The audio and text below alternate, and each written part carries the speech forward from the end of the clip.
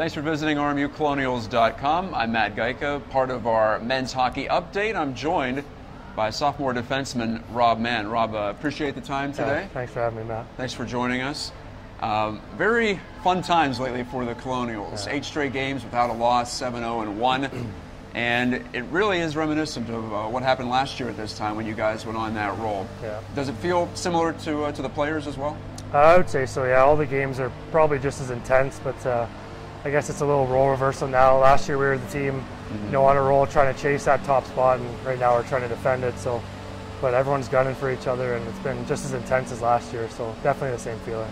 How are the guys handling that change of perspective, I guess, when you're at the top of the standings? Do you feel like teams are even gearing up more so than they were last year at this time? Yeah, absolutely. Especially I think teams are showing us their best hockey. I think they get pretty amped up to play us. So I think the guys are loving it. We're in first place, got a pretty big lead, so we're stepping up to the challenge. Let's talk about the penalty kill. You're a part of that unit. A huge weekend against Canisius, 8 for 8, against a pretty dangerous offensive team. Yeah. Then the previous weekend against Air Force, 9 for 10, 1 second away from 10 for 10 there. What's clicking on that side of the puck? You know what, we're just being really aggressive. A lot of the guys have a lot of chemistry on the back end.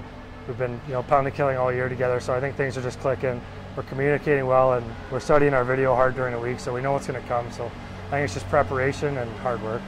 So after that 8-game unbeaten streak, you still carry that into your next set of games against RIT, but it's a couple weeks down the road. An interesting stretch right now. You have a bye week here, then 2 weeks of action, then another bye week as you've earned the first weekend of the playoffs off.